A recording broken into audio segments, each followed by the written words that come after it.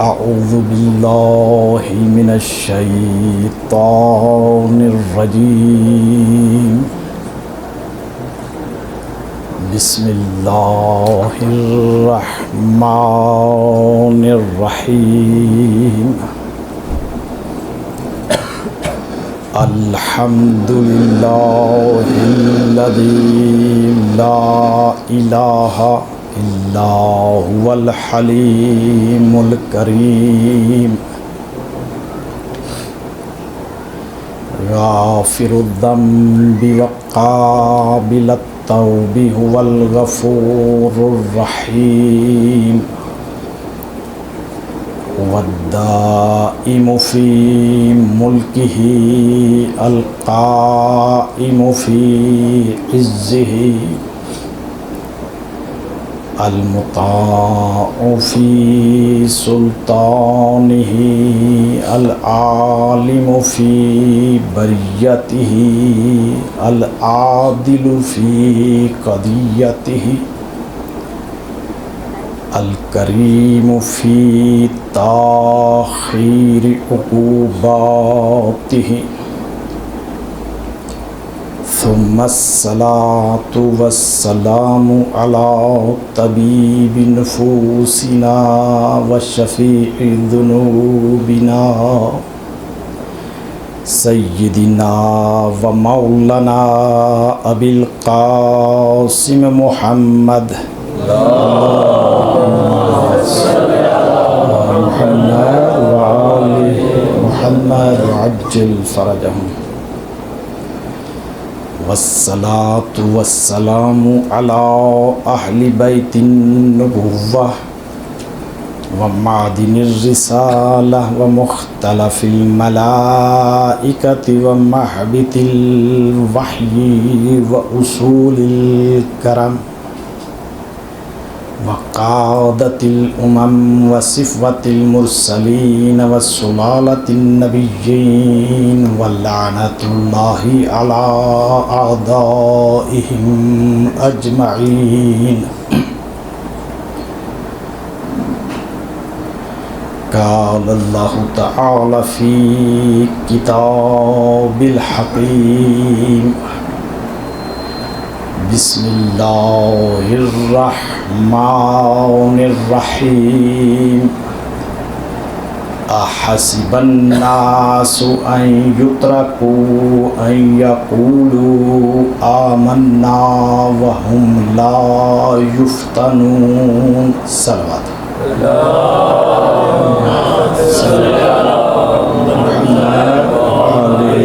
محمد عجل فرجهم۔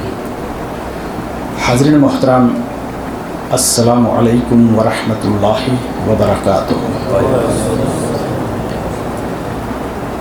حمد و ثنا ہے اس پروردگار کے لیے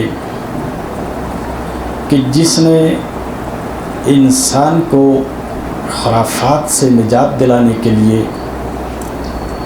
اس کو وہم و گمان سے اور خام خیالیوں سے چھٹکارا دلانے کے لیے ہر زمانے میں انبیاء بھیجے، پیغمبر بھیجے اور ہادی بھیجے۔ اور اس نے یہ ہادی اس لیے بھیجے کہ انسان کے لیے سب سے وزنی اور سخت زنجیر پاؤں کی نہیں ہوتی، غلط فکر کی ہوتی ہے۔ اگر انسان کی فکر غلط ہو، وہ خام خیالیوں کے ساتھ زندگی بسر کر رہا ہو، اس کے عقائد غلط ہوں، تو یہ ایسی زنجیر ہے کہ اس کی وجہ سے وہ کبھی بھی درست قدم نہیں اٹھا سکتا۔ اس نے ہر زمانے میں پیغمبر بھیجے، ہادی بھیجے کہ جاؤ میرے انسانوں کو، میرے بندوں کو غلط فکروں سے نجات دلاؤ۔ اور ارشاد پروردگار ہوا اس آیہ مجیدہ میں کہ جو مرکز سخن ہے کہ احسب الناس، لوگوں نے کہاں سے یہ عقیدہ بنا لیا ہے کہاں سے یہ گمان بنا لیا ہے این یترکو کہ انہیں چھوڑ دیا جائے گا، این یقولوا آمنا اس وجہ سے کہ انہوں نے کہہ دیا کہ ہم ایمان لائے، وہم لا یفتنون اور ہم انہیں آزمائیں گے نہیں۔ یہ سوچ انسانوں میں کہاں سے آ گئی؟ یہ سوچ صاحبان ایمان میں کہاں سے آ گئی؟ حالانکہ اس کائنات کے اندر اگر آپ غور فرمائیں تو اس نے جتنی بھی مخلوقات کو خلق کیا ہے اس کے فقط پیکر خلق نہیں کیے، یعنی اس نے چاند کو فقط چاند کی شکل تخلیق نہیں کی، بلکہ اس کو وہ ساری صلاحیتیں بھی عطا کی ہیں جو چاند کی چمک کے لیے ضروری تھی، جو اس کی گردش کے لیے لازمی تھی۔ اس نے سورج کی فقط شکل اور پیکر نہیں بنایا کہ سورج صبح کے وقت طلوع کرتا ہے اور ہم اس کی زیارت کرتے ہیں، بلکہ اس کی حرارت اور گرمی کے لیے بھی سارا سامان فراہم کیا۔ یہ سورج پوری کائنات کو حرارت بھی دیتا ہے، توانائی کا مرکز بھی ہے، روشنی بھی دیتا ہے، لیکن کبھی ہمیں بل نہیں بھیجتا۔ اس پروردگار نے گلیشیر تخلیق کیے، یہ گلیشیر اس پوری کائنات کے ہر انسان کو پانی فراہم کرتے ہیں، لیکن کبھی بل نہیں آتا۔ اس کے درخت فضاؤں کو صاف کرتے ہیں، تازہ آکسیجن مہیا کرتے ہیں، لیکن کبھی بل نہیں آتا۔ کائنات میں ہر مخلوق اس کی بندگی کرتی ہے، اس کے ہاں سجدہ ریز ہے، اس نے ہر مخلوق کے لیے ایک سسٹم بنایا ہے۔ یہ سورج کا سسٹم جسے ہم کہتے ہیں نظام شمسی، جنگلی حیات کا اپنا ایک سسٹم ہے، نباتات کا اپنا ایک سسٹم ہے، لیکن اس نے کسی سسٹم کا نام دین نہیں رکھا، فقط اس سسٹم کا نام دین رکھا جو انسان کے لیے اس نے بنایا۔ تو اگر کوئی انسان دیندار ہے تو دراصل وہ اپنے انسان ہونے کا ثبوت دیتا ہے۔ اس پوری کائنات کے اندر اس نے موجودات کو خلق کیا، نباتات بنائے، حیوانات بنائے، درندے بنائے، پرندے بنائے، پہاڑ بنائے، کوہسار بنائے، آبشاریں تخلیق کی، سب کے اندر اس کی عبادت موجود ہے، لیکن کسی سے اس نے عبادت کو مطلوب نہیں کیا۔ سب اس کی عبادت کرتے ہیں، لیکن کسی سے اس نے عبادت طلب نہیں کی۔ اس کائنات کے اندر اگر آپ توجہ فرمائیں تو کیسی کیسی حسین و جمیل مخلوقات ہیں۔ ہر مخلوق اپنے وجود کے اندر کیا حسن رکھتی ہے، اس کی زندگی کے اندر کیا توازن ہے، اس کی پیدائش سے لے کر اس کی موت تک کا کتنا باریک نظام موجود ہے، لیکن اس نے اپنی کتاب کے اندر کہیں پر کسی مخلوق کے بارے میں نہیں کہا کہ ہم نے اسے احسن تقویم پر خلق کیا ہے۔ اس کی ہر مخلوق با کمال ہے، لیکن جب اس نے انسان کا ذکر کیا تو والتین والزیتون وطور سنین وہذا البلد الامین، 4 قسمیں کھا کر کہا لقد خلقنا الانسان فی احسن تقویم، ہم نے اس انسان کو احسن تقویم پر خلق کیا ہے۔ وہ پروردگار کہ جس نے اس ساری مخلوقات میں سے فقط انسان کا انتخاب کیا کہ یہ انسان احسن تقویم پر ہے، اس نے اس مخلوق میں سے کسی بھی اور مخلوق کے لیے، جتنی بھی اس کی مخلوقات ہیں ان میں سے کسی کے لیے نبی کو نہیں بھیجا، کسی کے لیے کتاب کو نازل نہیں کیا، کسی سے نہیں چاہا تو نے مجھے سجدہ کرنا ہے، کسی سے نہیں کہا تجھے پل صراط سے گزارنا ہے، کسی سے نہیں کہا تجھ سے امتحان لینا ہے۔ عجیب محبت ہے خدا کی اس انسان سے کہ یہ انسان سے چاہتا ہے کہ اے انسان میں تجھ سے ایسی محبت کرتا ہوں کہ گویا اس کائنات میں میری صرف مخلوق تو ہی ہے، لہٰذا میں تجھ سے چاہتا ہوں کہ تو بھی میری ایسی بندگی کر کہ اس کائنات میں فقط میں ہی تیرا خالق اور مالک ہوں۔ اس کائنات کے اندر اس پروردگار نے اس انسان کے لیے ہادی بھیجے، نعمتیں بھیجی، اور کائنات کی جتنی بھی مخلوقات ہیں وہ سب اس خالق کی بندگی کرتی ہیں اور اس کی عبادت کرتی ہیں۔ تو اس نے جب انسان سے چاہا کہ میری بندگی کر، میری عبادت کر، تو انسان سے یہ نہیں چاہا کہ تو اپنے سر کو میرے سجدے میں رکھ دے۔ یہ سر کیوں کہا گیا کہ سجدے میں رکھ دے؟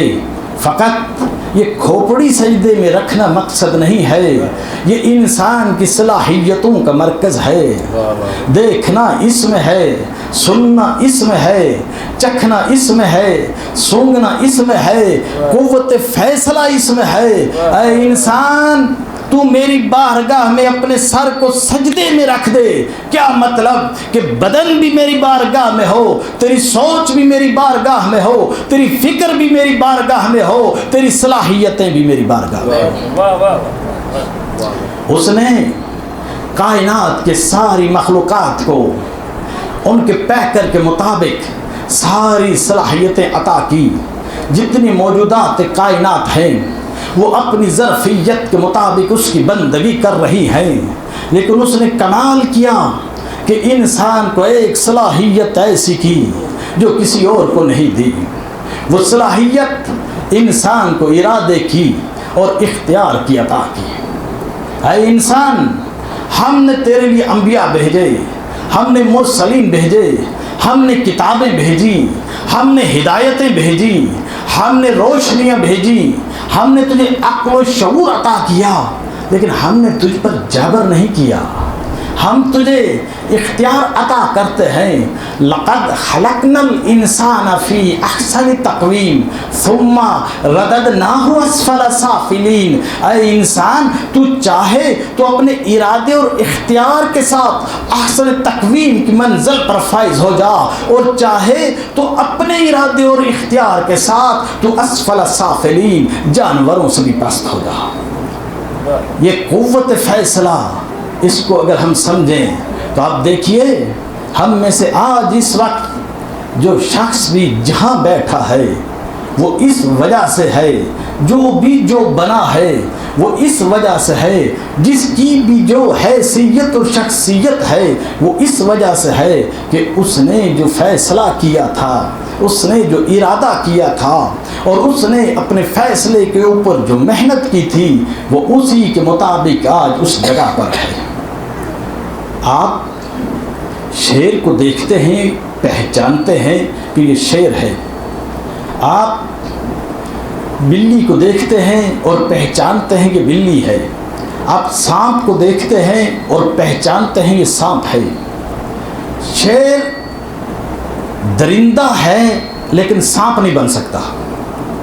کسی بھی لمحے آپ کو شیر سے یہ خوف نہیں ہوتا کہ یہ سانپ کی طرح حملہ کرے گا۔ سانپ زہریلا ہے لیکن ریچھ نہیں بن سکتا۔ ریچھ والا خوف آپ کو سانپ سے نہیں ہوگا۔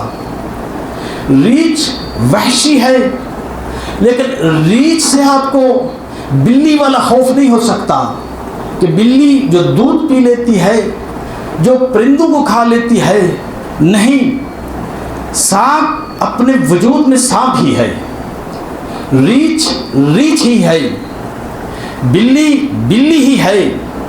لیکن یہ انسان، اس کو خدا نے ارادہ اور اختیار دیا کہ تو اپنے ارادے سے اگر چاہے تو شیر کی طرح درندہ بن جا، تو اگر اپنے ارادے سے چاہے تو ریچھ کی طرح وحشی بن جا، تو اگر اپنے ارادے سے چاہے تو لومڑی کی طرح مکار بن جا. تیرے پاس ارادہ ہے, تیرے پاس قوت فیصلہ ہے, تو جو چاہے اپنے ارادے کے ساتھ, اپنے فیصلے کے ساتھ جس جانور کی صفات چاہے وہ اپنا سکتا ہے, اور تو ایک ہی وقت میں ہر درندے کی صفات اپنا سکتا ہے. فقط یہی نہیں, اے انسان, تیرے اندر یہ صلاحیت ہے, تیرے اندر یہ ظرفیت ہے, تجھے ہم نے یہ قوت ارادہ دی ہے. اگر تو چاہے تو فرشتوں سے افضل ہو سکتا ہے.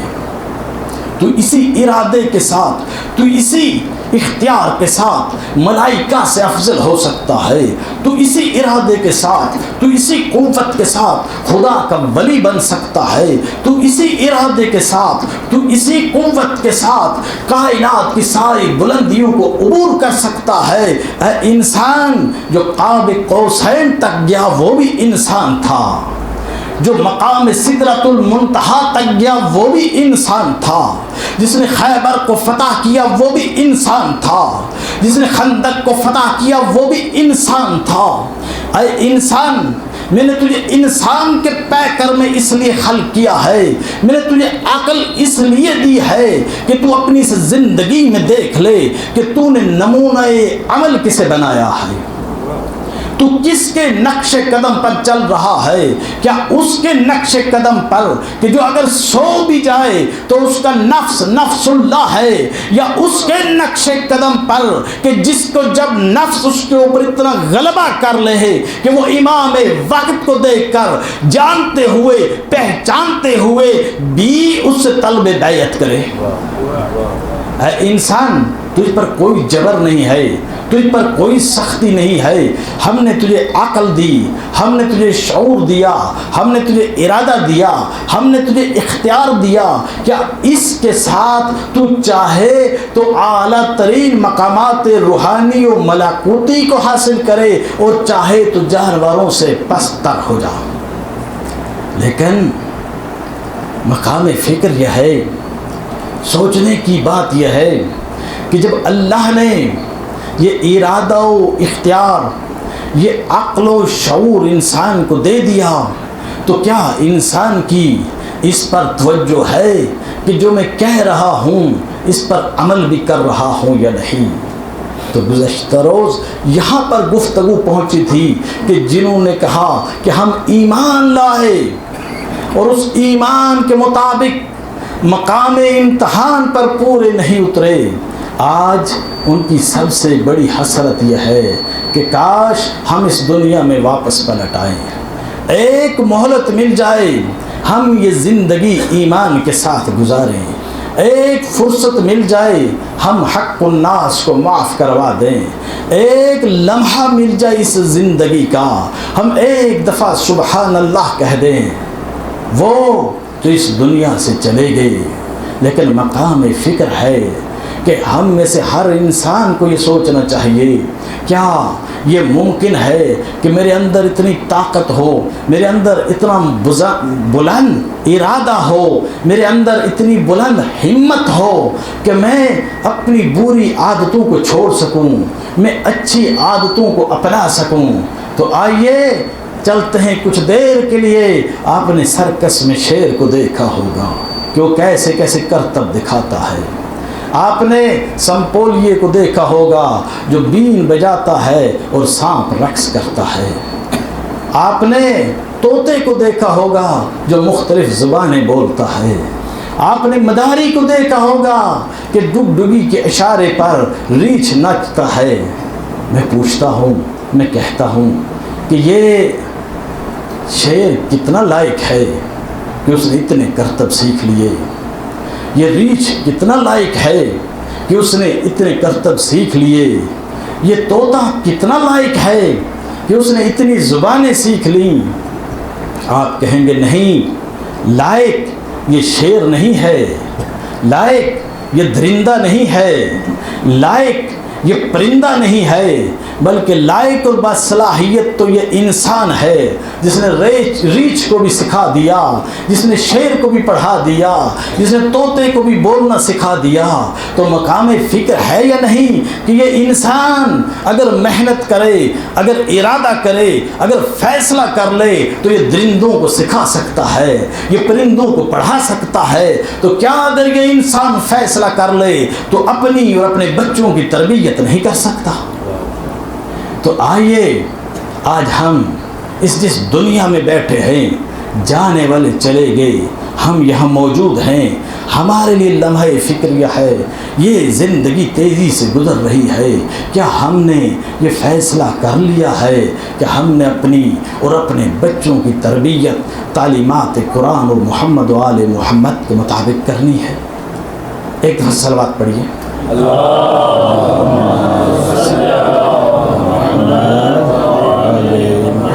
عجل فرجہم۔ کیا ہم نے یہ ارادہ کر لیا ہے، یہ سوچ لیا ہے، یا فیصلہ کر لیا ہے یا نہیں؟ فقط زبان کے اوپر لا الہ الا اللہ محمد رسول اللہ علی ولی اللہ ہے، لیکن میدان میں، لیکن امتحان میں، لیکن عمل میں ہم نے ابھی تک ارادہ ہی نہیں کیا۔ احسب الناس ان یترکوا ان یقولوا آمنا وهم لا یفتنون۔ کیا ہم ہی اس آیت کے مخاطب تو نہیں ہیں کہ یہ لوگ جو کہتے ہیں ہم ایمان لائے اور اسی پر ہمیں چھوڑ دیا جائے گا؟ ہمارا امتحان اس وقت جنگ خیبر میں نہیں ہے، احد میں نہیں ہے، کربلا میں نہیں ہے، ہمارا آج کا میدان کربلا یہی ہے، آج کے خیبر یہی ہے، آج کا احد یہی ہے کہ ہم اس عہد میں، اس احد میں، اس خیبر میں اپنی تربیت کریں اور اپنے بچوں کی تربیت کریں۔ حاضرین محترم، یہ وقت انتہائی تیزی سے گزر رہا ہے۔ آپ دیکھیے کتنے ہی لوگ ہیں رات کو بڑے آرام سے سوتے ہیں، صبح کو نہیں اٹھ سکتے۔ کتنے ہی لوگ ہیں ہر روز صبح کو اٹھتے ہیں لیکن شام کو سونے سے پہلے فوت ہو جاتے ہیں۔ کتنے ہی لوگ روزانہ گھروں سے نکلتے ہیں پھر واپس جانا نصیب نہیں ہوتا۔ یہ زندگی پانی کے بلبلے کی طرح ہے، یہ تیزی سے گزر رہی ہے۔ ضرورت یہ ہے کہ اگر عمل میں تاخیر بھی ہو لیکن ارادے میں جلدی کیجیے، نیت میں جلدی کیجیے، اور جلدی ہمیشہ اپنے آپ سے کیجیے پھر دوسروں سے۔ یہ انسان اس کائنات کے اندر جو مسجود ملائکہ بھی ہے، جس کے لیے کتابیں بھی آئی، جس کے لیے ہدایتیں بھی آئی، اور خدا کہتا ہے اس انسان نے یہ گمان کہاں سے کر لیا ہے کہ بس میں کہوں گا کہ میں ایمان لایا اور مجھے چھوڑ دیا جائے گا، مجھے بخش دیا جائے گا۔ حاضرین محترم، ابھی تو ہم اس دنیا کے اندر ہیں، ہمارا دعویٰ ہے ہم صاحب ایمان ہیں، ہماری کوشش ہے کہ ہم مرحلہ امتحان میں کامیاب ہوں، لیکن آنکھیں بند کر کے نہیں، آنکھیں کھول کر دیکھیے کہ دین ہمیں دیتا کیا ہے۔ ہم کیوں چاہتے ہیں کہ جو اس دنیا سے چلے گئے وہ کیوں چاہتے ہیں کہ ہم واپس ایک دفعہ اس زندگی میں آئیں؟ کیوں؟ کہ دین آپ کو ذمہ دار بناتا ہے، دین انسان کو ذمہ دار بناتا ہے، دین ذمہ داریاں ڈالتا ہے۔ دین کے نزدیک انسان مسئول ہے، ذمہ دار ہے۔ کس چیز کا؟ اگر آپ دیندار ہیں تو دین آپ کو ماحول صاف رکھنے کا ذمہ دار بناتا ہے۔ آپ کو دین اجازت نہیں دیتا کہ آپ راہ چلتے ہوئے درخت کو کاٹ دیں، درخت کی شاخ کو کاٹ دیں، آپ بلا ضرورت ایک پھل کو توڑ دیں، آپ بلا ضرورت ایک پھول کو توڑ دیں۔ دین آپ پر ذمہ داری عائد کرتا ہے۔ آپ نے اگر خواہ ایک درخت کو کاٹ دیا، آپ کو خدا کے ہاں اس کا جواب دینا پڑے گا۔ دین آپ کو اجازت نہیں دیتا کہ آپ غلیل کے ساتھ پرندوں کو نشانہ بنائیں، اگر آپ نے پرندے کو مار دیا، دین کہتا ہے آپ کو جواب دینا پڑے گا۔ آپ بلا ضرورت شکار نہیں کر سکتے، اور ضرورت کے وقت بھی اتنا شکار کر سکتے ہیں جتنا آپ کی بھوک مٹانے کے لیے کافی ہو۔ آپ ایک مچھلی سے آپ کا پیٹ بھر سکتا ہے، آپ دوسری کو نہیں مار سکتے۔ دین آپ پر ذمہ داریاں ڈالتا ہے۔ آپ کا ہمسایہ پریشانی میں ہے، آپ حج پر نہیں جا سکتے۔ دین کہتا ہے پہلے پریشانی ہمسائے کی حل کر پھر تو جا۔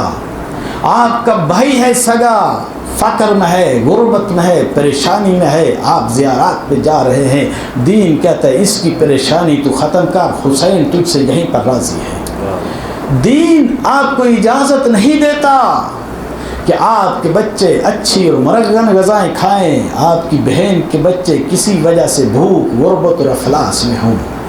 دین یہ اجازت نہیں دیتا کہ آپ کے محلے میں کوئی یتیم ہو اور اس کا کوئی پرسان حال نہ ہو، اور آپ اذانیں، نمازیں اور حج کر کے سمجھ رہے ہوں کہ جنت میں جائیں گے۔ نہیں، دین کہتا ہے آپ جان کنی کے وقت اٹکائے جائیں گے، آپ پولیس صراط پر لٹکائے جائیں گے، آپ کو قبر میں شفاعت محمد وآل محمد نصیب نہیں ہوگی۔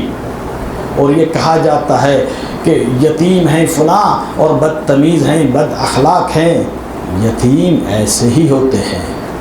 آپ اپنے بچوں کو دیکھیں، اگر آپ ان کے سروں پر نہ ہوں تو یہ کیسے ہوں گے؟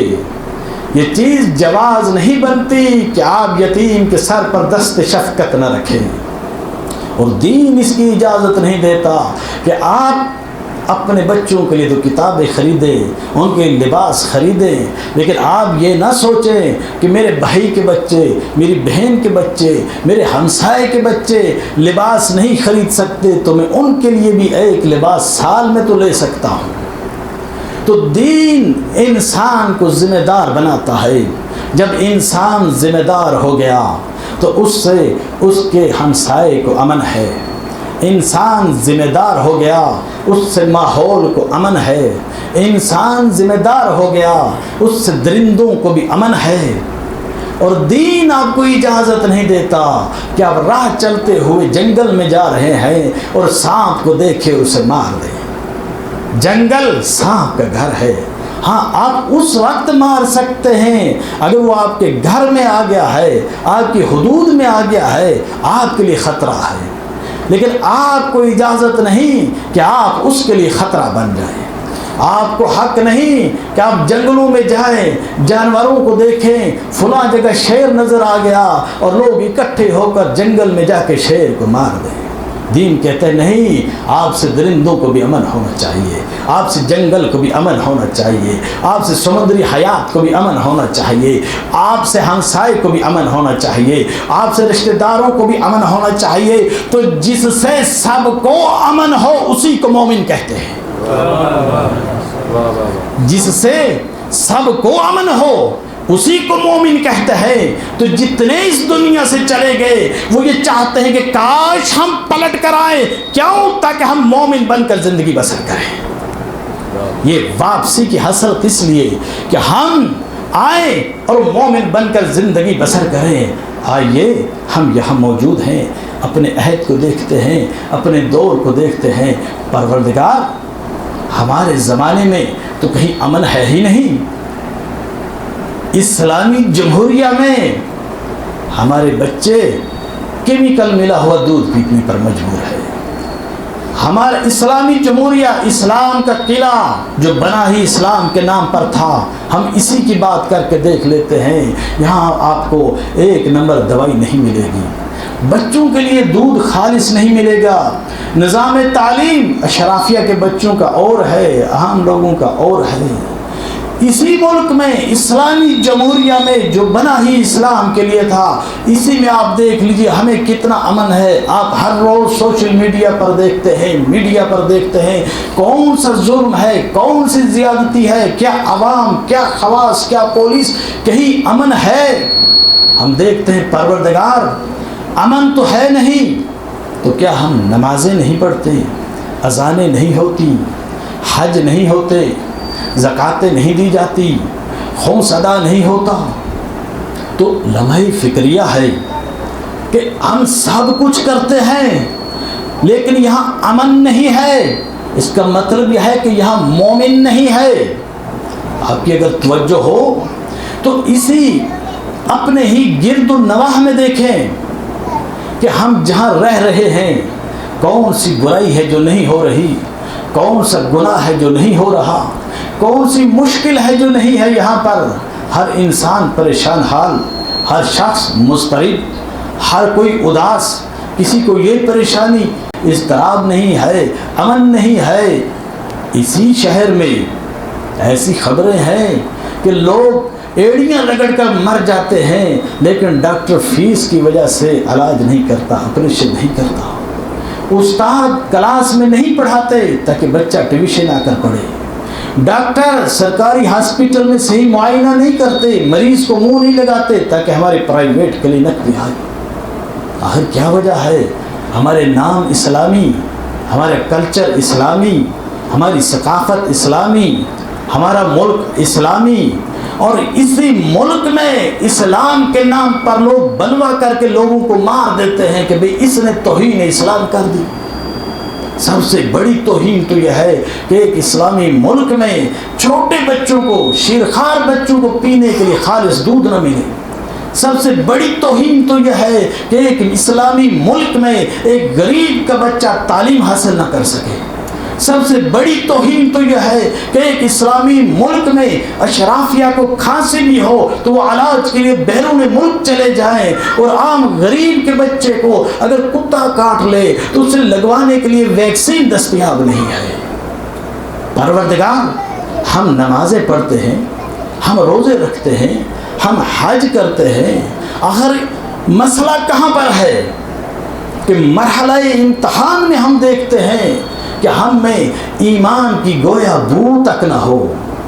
جب ہم مرحلہ امتحان میں دیکھتے ہیں، اب دیکھیے اس پروردگار کی تلاش میں ہمارے ہی اسلامی جمہوریہ میں کتنے مکاتب ہیں، کتنے مذاہب ہیں، ہر ایک کا دعویٰ ہے، کتنے ہی یہاں پر مختلف مسالک ہیں کہ ہم ہی خدا بند عالم کے ترجمان ہیں، ہم ہی اس کے حقیقی نمائندے ہیں۔ اسی شہر میں کتنی خانقاہیں ہیں، کتنی دربار ہیں، کتنی امام بارگاہیں ہیں، کتنی مساجد ہیں، کتنے چرچ ہیں، کتنے مندر ہیں۔ ہر مذہب، ہر مکتب کوئی اس کی تلاش میں غاروں میں جاتا ہے، کوئی اسے پکارنے کے لیے مندر میں جاتا ہے، کوئی اسے یاد کرنے کے لیے کلیسا میں جاتا ہے، کوئی اسے ڈھونڈنے کے لیے چرچ میں جاتا ہے، کوئی اسے پکارنے کے لیے مسجد میں جاتا ہے۔ لیکن لمحہ فکریہ ہے یا نہیں کہ چرچ والا چرچ سے آتا ہے تو شفاق ترین انسان، مندر والا مندر سے آتا ہے تو بے ایمان ترین انسان، مسجد والا مسجد سے نکلتا ہے تو خودکش بمبار۔ آخر مسئلہ کیا ہے؟ تو وہ جس نے ساری کائنات کے مسائل حل کرنے کے لیے کہا تھا کہ سلونی سلونی، مجھ سے پوچھو مجھ سے پوچھو، اسی نے آواز دی کہ پروردگار خدا کی ذات نہ تمہیں مندر سے ملے گی، نہ مسجد سے ملے گی، نہ غار سے ملے گی، نہ کوثر سے ملے گی۔ یاد رکھو، من عرف نفسہ فقد عرف ربہ، پہلے اپنے آپ کو تو پہچانو، اپنی اصلاح تو کرو، پھر تمہیں پتہ چلے گا رب کیا ہے۔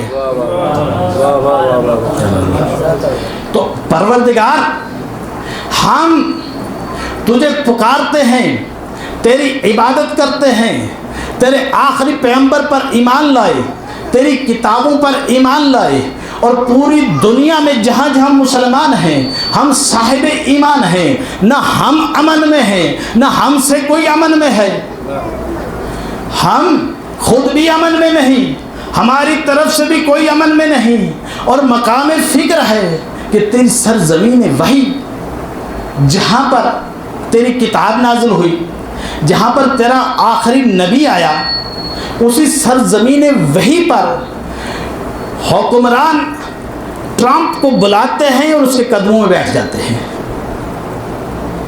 کہ اس وقت غزہ پر حملے ہو رہے ہیں، کشمیر کی صورتحال آپ کے سامنے ہے، فلسطین کی آپ دیکھیں، یمن کا کیا حال ہے، ایک طرف یہ صورتحال اور دوسری طرف عام کرپشن دیکھ لیں تو پروردگار یہ سب ہم تیرا نام لیتے ہیں، ہم تیری نمازیں پڑھتے ہیں، تو ہاں نام لیتے ہیں، نمازیں پڑھتے ہیں، لیکن جو پڑھتے ہیں اس میں غور و فکر نہیں کرتے، اس میں تدبر نہیں کرتے۔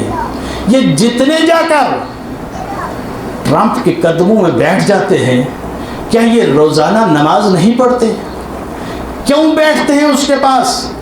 فقط دو چیزیں ہیں، ایک یہ ہے کہ اس سے ہمیں عزت ملے گی، یہ اس کے قدموں میں بیٹھنے کو عزت سمجھتے ہیں، اور دوسرے ہماری مشکلات حل ہوں گی، ہم پر پابندیاں نہیں لگیں گی، ہمارے مسائل حل کرے گا، یہ ہماری فلاح و بہبود کا بندوبست کرے گا۔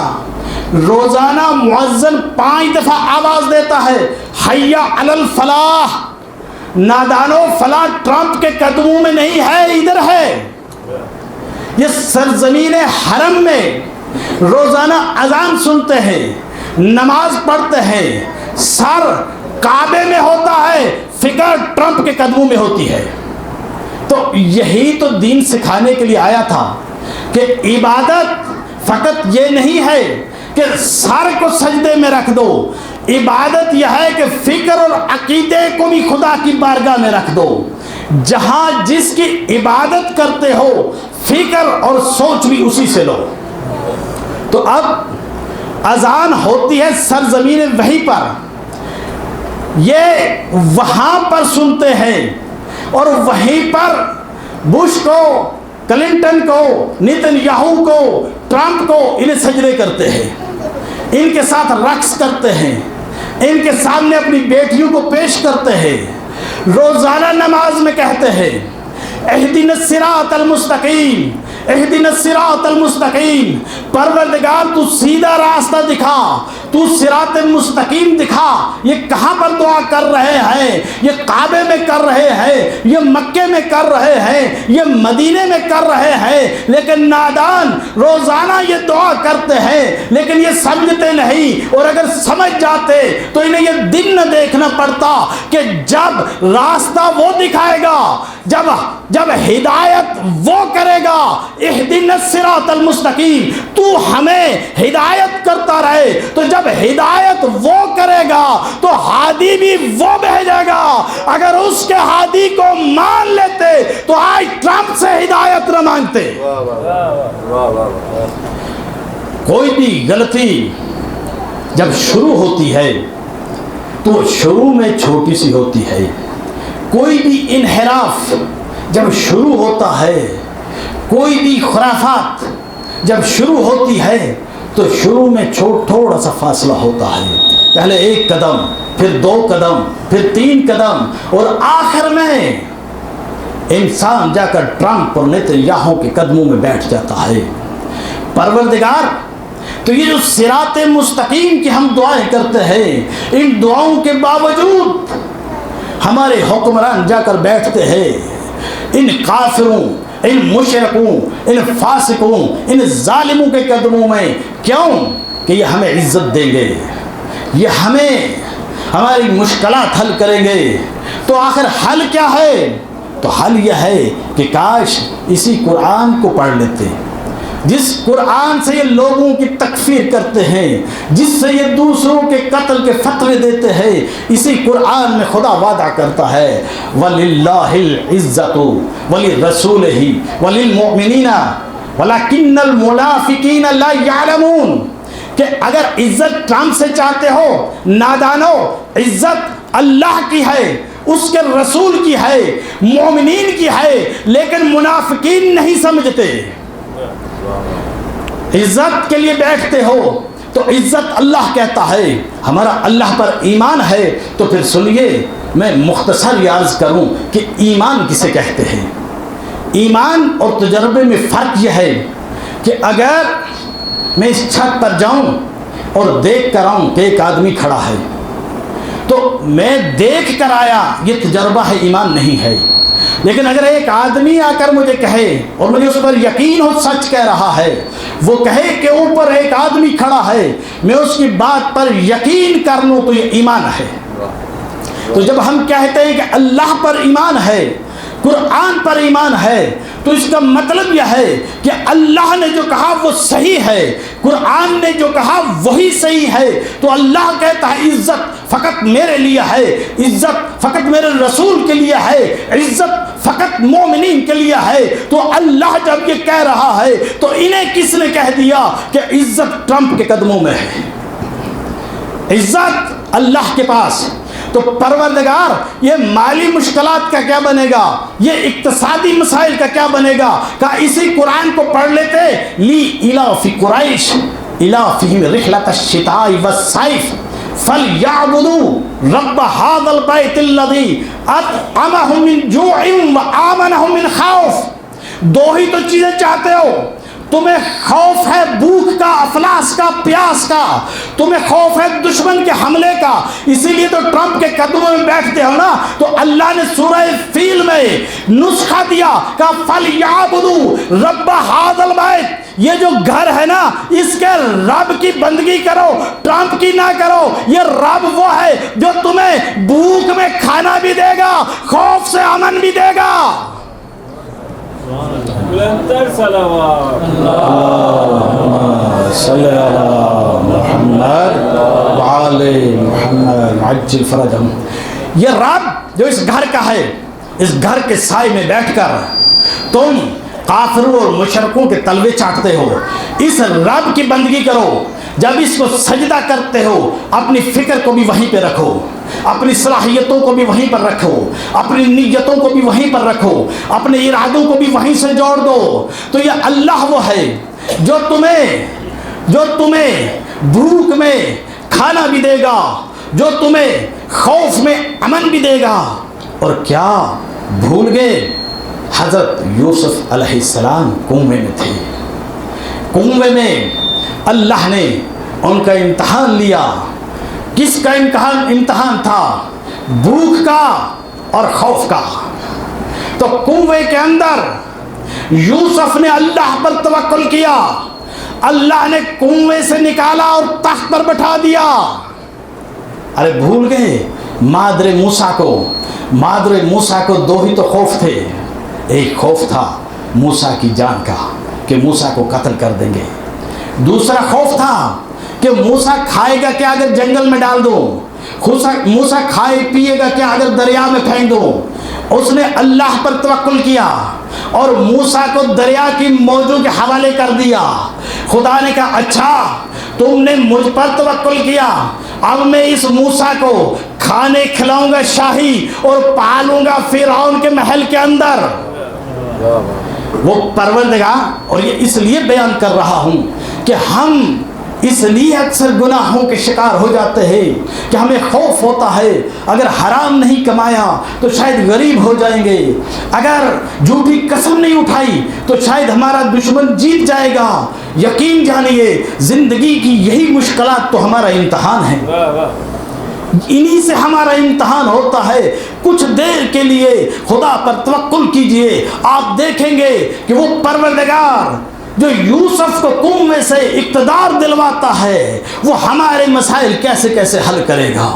تو وہ پروردگار جس نے جناب موسیٰ کو اسی فرعون کے محل میں پالا جو ان کی جان کا دشمن تھا۔ آپ توجہ فرمائیں، یہ فقط وہاں پالنا نہیں ہے، یہ فرعون کے تکبر پر کتنی بڑی چوٹ ہے۔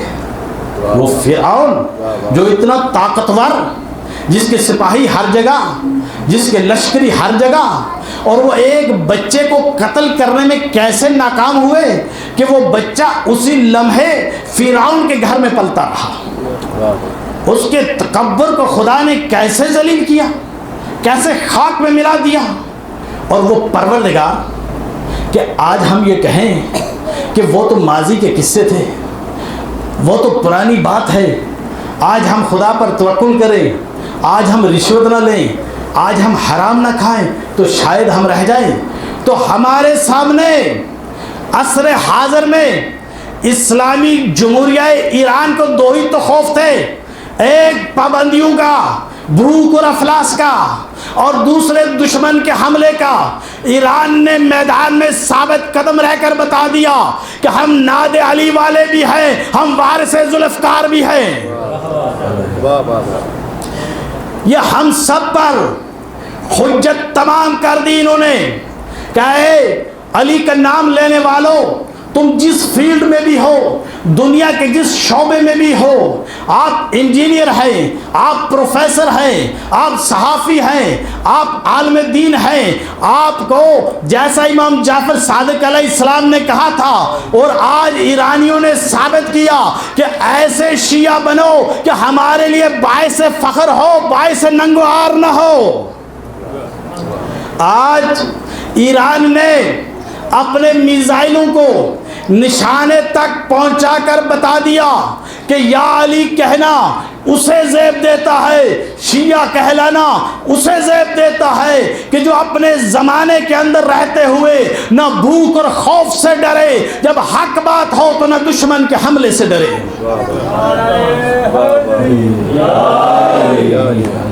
اور یہ میں کہنا یہ چاہتا ہوں یہاں پر کہ جتنے زمانے کے یہ خیبر ہیں، یہ زمانے کے جتنے بھی مورچے ہیں، یہ زمانے کے جتنے بھی مرحب ہیں، ان کی یہ بات بالکل ٹھیک ہے کہ ہم نے ایران کے اتنے میزائلوں کو ناکام بنا دیا، اتنے لگے، میں مانتا ہوں کہ بالکل صحیح کہتے ہیں، اس لیے کہ یہ علی کے غیر معصوم بیٹے ہیں، حتماً کچھ نشانے نہیں لگے ہوں گے، لیکن کل کو علی کا معصوم بیٹا آنے والا ہے تو معصوم کا علم بھی معصوم ہوتا ہے، معصوم کا نشانہ بھی معصوم ہوتا ہے۔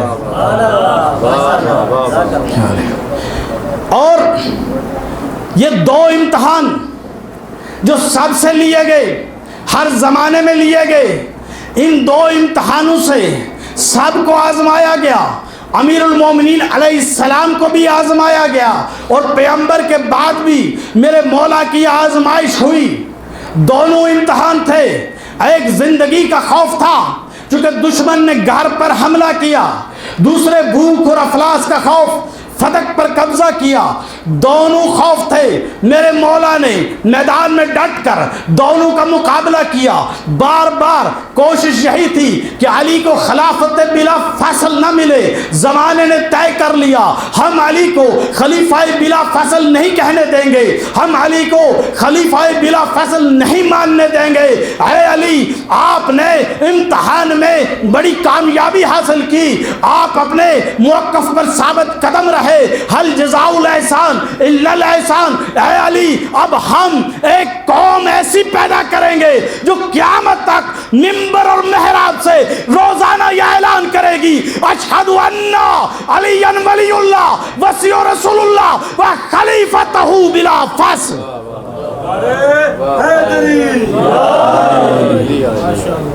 یہی دو امتحان تو کربلا میں بھی تھے، ایک بھوک اور پیاس کا اور دوسرا دشمن کے خوف کا۔ انہی دو ہی تو امتحانات کے بیچ میں حسین کے خیام لگے ہوئے تھے۔ دشمن نے پانی بند کر کے رکھا تھا اور چاروں طرف سے حملہ کرنا چاہ رہا تھا۔ حسین میدان کربلا میں یہی تو امتحان دے رہے تھے۔ حسین کے اہل خانہ کربلا میں اسی امتحان کے ساتھ تو آزمائے گئے۔ شب عاشور حسین ایک دفعہ اپنے اہل بیت کے خیام میں آئے، دیکھا رباب بیٹھ کر گریہ کر رہی ہے۔ حسین نے پوچھا، رباب آپ کیوں گریہ کر رہی ہیں؟ کہا حسین کل ہر ماں اپنے بچے کو مقتل میں بھیجے گی۔ حسین میرا علی اصغر یہ تو مقتل میں نہیں جا سکتا۔ کہا رباب میں حسین علی اصغر کو اس طرح سے مقتل میں لے کر جاؤں گا کہ قیامت تک علی اصغر علی اکبر کے برابر رہے گا۔ روز عاشور حسین نے جب استغاثہ بلند کیا تو خیام سے رونے کی آوازیں بلند ہوئی۔ حسین واپس آئے، آواز دی بہن زینب ابھی تو حسین زندہ ہے، یہ رونے کی آوازیں مقتل تک کیوں آ رہی ہیں؟ استاد کہتے ہیں میرے مقتل کی کتابوں سے یہ نتیجہ اخذ کیا کہ اس وقت خیام کے اندر علی اصغر کی حالت یہ تھی کہ اس طرح سے تڑپ رہے تھے، اتنے بے تاب تھے، کبھی سکینہ کے ہاتھوں پر، کبھی رباب کے ہاتھوں پر، کبھی زینب کے ہاتھوں پر۔ زینب علی اصغر کو لے کر آئی، کہنے لگے حسین یہ علی اصغر بہت بے تاب ہے، جب سے آپ نے استغاثہ بلند کیا ہے اس کی بے تابی میں بہت اضافہ ہو گیا ہے۔ کہا بہن زینب مجھے دو، میں علی اصغر کو لے جاتا ہوں، شاید یہ قوم اشقیاء ایک قطرہ پانی کا دے دے۔ حسین جب خیام سے لے کر آئے تو لکھنے والوں نے لکھا کہ حسین نے علی اصغر کو ہاتھ پہ اس طرح اٹھایا ہوا تھا کہ اس کو بار بار چوم رہے تھے۔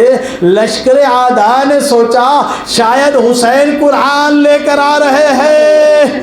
عزادارو حسین جب لے کر آئے لشکر اعداء کے سامنے کھڑے ہو گئے، کہنے لگے کہ دیکھو یہ میرا علی اصغر بہت پیاسا ہے۔ اور کیسا پیاسا ہے؟ فرمایا یتلذا، عربی میں یتلذا اس وقت استعمال کرتے ہیں اگر آپ مچھلی کو پانی سے نکالیں تو کچھ دیر کے بعد مچھلی کا دڑ حرکت کرتا رہتا ہے، اگر آپ اسے دوبارہ پانی میں ڈالیں پھر زندہ ہو جاتی ہے، اگر آپ مچھلی کو نکالیں اس کا جو جسم ہے وہ باقی حرکت چھوڑ دیتا ہے لیکن اس کا سر حرکت کرتا ہے، واپس ڈالیں پھر زندہ ہو جاتی ہے۔ لیکن یتلذا اس کیفیت کو کہتے ہیں جب مچھلی مکمل ساکت ہو جاتی ہے، فقط اس کے ہونٹ آہستہ آہستہ حرکت کرتے ہیں، اب اسے دوبارہ پانی میں ڈالے پھر بھی نہیں بچ سکتی۔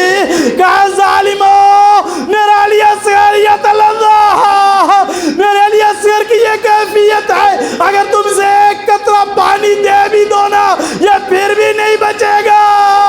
بس حسین نے یہ کہا، علی اصغر کو سامنے کیا، لشکر اعداء میں سے ایک تیر آیا۔ بعض نے لکھا حسین نے علی اصغر کو زمین پر رکھا، بعض نے لکھا نہیں ہاتھوں کے اوپر، لیکن تیر کیسا تھا؟ یوزبع من الحزن عزادارو تیر اتنا بڑا تھا، تیر نے علی اصغر کو ذبح کر دیا۔ ارے کربلا کے ہر شہید کی گردن کاٹی گئی لیکن علی اصغر کی گردن زندہ جیتے جی کاٹ دی گئی۔ عزادارو تیر چل گیا، حسین علی اصغر کو ہاتھوں پہ اٹھائے ہوئے کبھی گر رہے ہیں کبھی اٹھ رہے ہیں، حسین ایک قدم آگے رکھتے ہیں، حسین پیچھے ہٹاتے ہیں۔ میں کہتا ہوں مولا آپ نے تو بڑی بڑی آج لاشیں اٹھائی، آپ نے علی اکبر کا لاشا اٹھایا، آپ نے قاسم کا لاشا اٹھایا، آپ نے آل محمد کا لاشا اٹھائے، مولا یہ علی اصغر کا لاشا اتنا بھاری کیوں ہے؟ ارے حسین سے چلا نہیں جاتا، حسین سے اٹھا نہیں جاتا، حسین گر رہے ہیں، حسین اٹھ رہے ہیں، حسین خیمے کے قریب ہے، حسین مڑ گئے، حسین خیمے کے در پہ آئے، حسین پلٹ گئے۔ راوی کہتا ہے بالآخر حسین پشت خیمہ پر آئے، تلوار نکالی، حفرا جافنا بالسیف، حسین نے تلوار سے ننھی سی قبر کھودنی شروع کی، کچھ ہی دیر میں قبر کھود لی۔ صاحب کے لاشیں لے کر گئے تھے، علی اصغر کا لاشا اندر لے کر نہیں گئے، اب حسین نے قبر میں علی اصغر کے ننھے سے لاشے کو رکھ دیا۔ حسین ہاتھوں کے ساتھ مٹی ڈالتے جا رہے، جب علی اصغر کے چہرے تک پہنچے حسین کھڑے ہو گئے، حسین بیٹھ گئے، آواز آئی بھیا حسین، ارے ابھی زینب زندہ۔ اللہ لعنت اللہ علی القوم الظالمین۔ بار الہا تجھے واسطہ باب الحوائج حضرت علی اصغر علیہ السلام کا، خدایا جتنے بے اولاد ہیں انہیں اولاد عطا کر، پروردگار جنہیں تو نے اولاد عطا کی ہے خدایا ان کی اولاد کو نیک اور صالح بنا، خدایا تجھے واسطہ شہدائے کربلا کے امتحان کا، خدایا تجھے واسطہ حضرت زینب سلام اللہ علیہا کا، خدایا تجھے واسطہ حضرت ام رباب کے صبر کا، بار الہا تجھے واسطہ حضرت علی اصغر علیہ السلام کا، خدایا ہم سے کوئی امتحان نہ لے۔ بار الہ ہم تیرے کمزور و ضعیف لوگ ہیں، خدایا ہم پر لطف و کرم کر۔ بار الہ ہم سے عفو و درگزر کا معاملہ کر۔